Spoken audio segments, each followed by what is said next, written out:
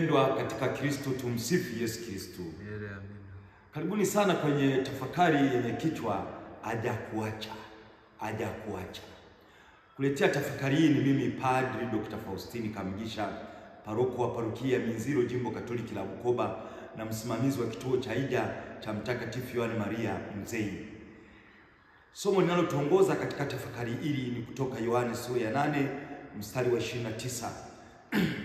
Naye aliyenipeleka yu pamoja nami, akuniacha peke yangu, kwa sababu nafanya siku zote yale yampendezayo.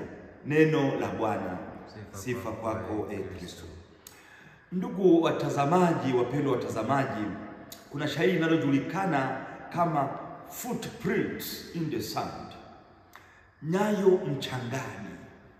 Shairi hili linaeleza ndoto ya mtu anayetamani kuwa na Mungu, akitembea naye ufukweni, ambapo anaona seti mbili za nyayo kwenye mchanga, moja yake na nyingine ni ya Mungu, wakati akiwa na furaha.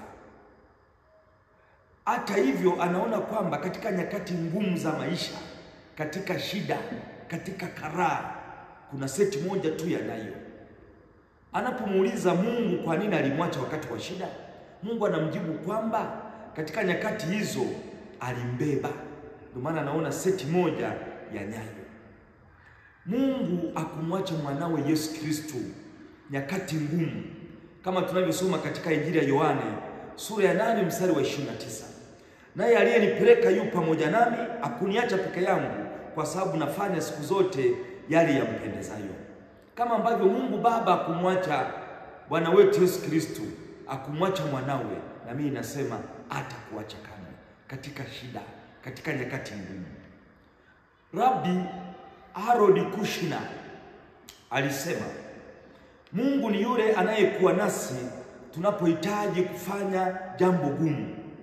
Yeye ndiye anayekuwa nasi tunapohisi kwamba dunia imetuacha. Yeye ndiye anayekuwa nasi tunapojisikia peke yetu katika bonde la uvuli. Mwisho wa kunukuu. Kwa hiyo katika maneno ya Rabbi Kushner tunaona nyakati tatu za matatizo ambazo Mungu hatuachi. Kwanza, tunapohitaji kufanya jambo gumu. Huo ni wakati mgumu.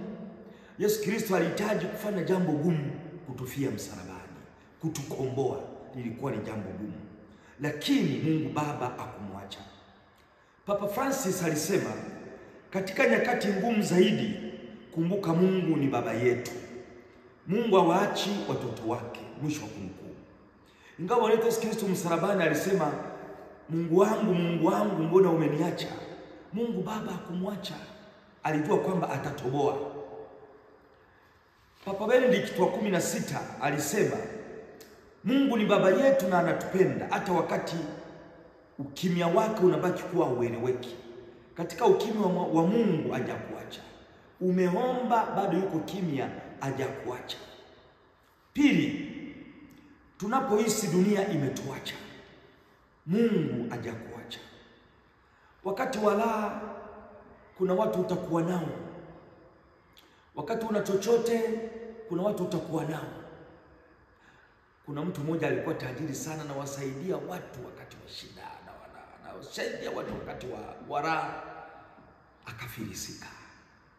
Sasa watu wengine walikuwa wanaongea, wakasema nusu ya watu imemwacha.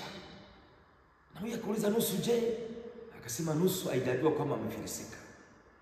Kumbe kuna wakati tukiwa nacho watu watakuwa pamoja nasi, lakini watu wanaokupenda kweli, uwe na kitu usiwe nacho, watakuwa pamoja nawe.